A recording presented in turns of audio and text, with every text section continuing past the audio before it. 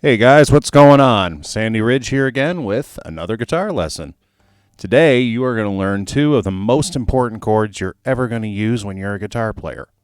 The G chord and the C chord.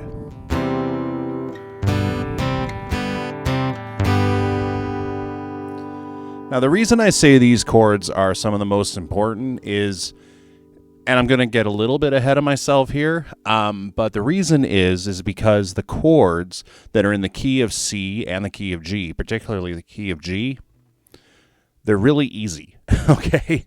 Most of the chords, if a song is in the key of G, a lot of the chords, a lot of them are open chords. And the amount of songs that are written in the key of G or the key of C it's enormous. As a matter of fact, there was actually a study done on some of the songs on Spotify, and as you can see from the chart to my left here, the vast majority of them were written in the key of G, and then next was the key of C. So, these chords are important. All right?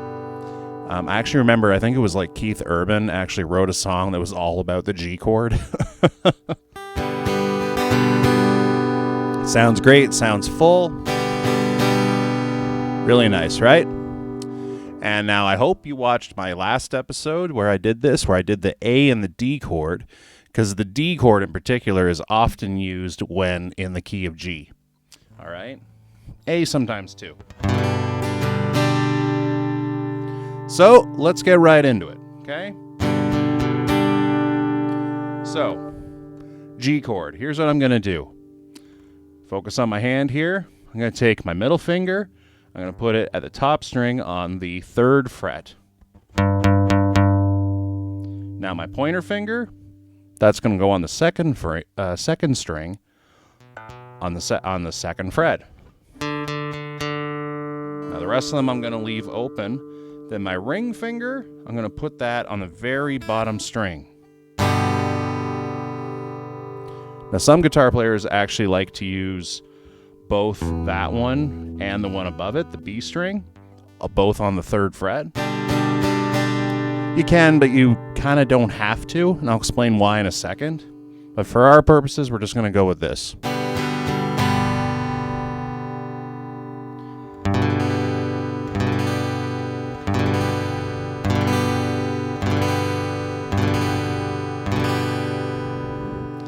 So that's a G chord. Now the notes that I'm playing when I play that G chord is this one. That's a G. That's a B. Then the next 3 strings are all open. So it's D, G, and B. And then this one, because this bottom string is the same as the top one. And those are both G. So the G chord is made up of the notes G, B, and D.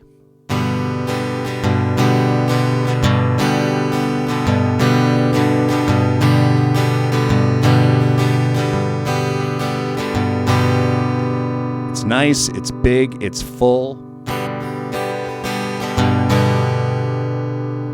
It's a great chord. And trust me, the more guitar that you play, you're going to be playing this every day.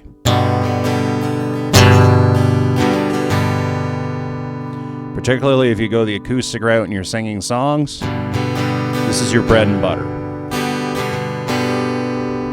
Okay? All right, so next up, we're going to do the C chord. All right? A little bit more complicated. All right? So I'm going to take my pointer finger. I'm going to put it on the 1st fret, B string.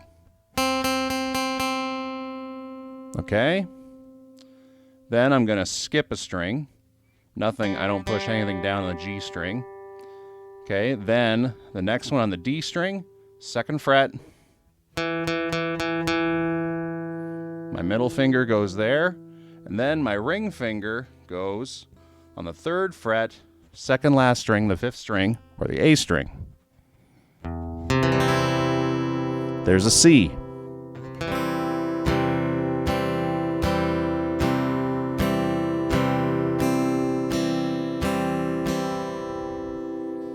Now, a quick note that I want you to notice, okay, when I play the G chord, I'm playing all the strings. With the C chord, I'm actually skipping that top one. All right? Now, if I may suggest something you want to be careful about, is make sure that your pointer finger here is actually raised a little bit, because otherwise, if you get a little lazy and you kind of brush it down, you'll actually kind of block that last string, and it'll make that sound. Okay, so you kind of have to arch it a little bit.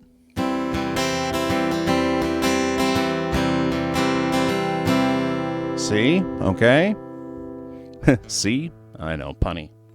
All right, so the reason you do that, and it's not a hard and fast rule, okay?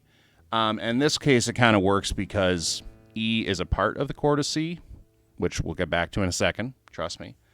But generally speaking, you want the lowest note in a chord to be the root note, which in this case is C. And that root note is that string right there. That's a C.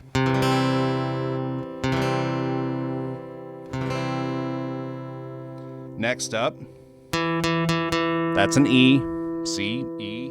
On the D string, that's an E, 2nd fret. Then this next string is open, right? And that is a G. And then here we have another C. And then because I am strumming that final string, it's open, it's an E. The notes in the C major chord are C, E, and G.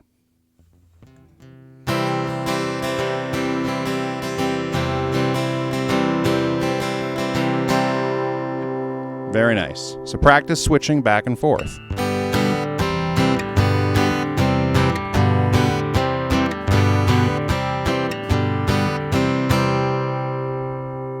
Sounds really good, right?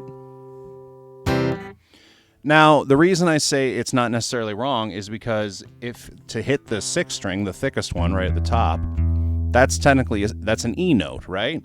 And since, like we just mentioned, the notes that are in the chord of C are C, E, and G, it's not technically wrong because E is in there. That said, like I said, you want the root note to be the lowest note. So if I'm just hitting these 5 strings, that sounds a little different than, right? See the kind of difference? Now, generally speaking, if you actually see in like a song chart or something, it'll often say like C, and then it'll have a slash and then E. What that means is that the lowest note in that chord is meant to be E. So in that case, you're meant to hit that E note. So yeah, those are the next 2 chords. So my suggestion for the next week or so is practice going between G and C.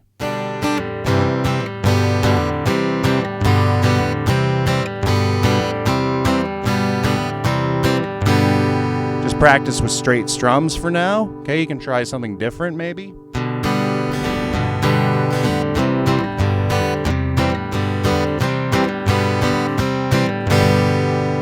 Now, if you get really good, if that gets boring, throw a D chord in there.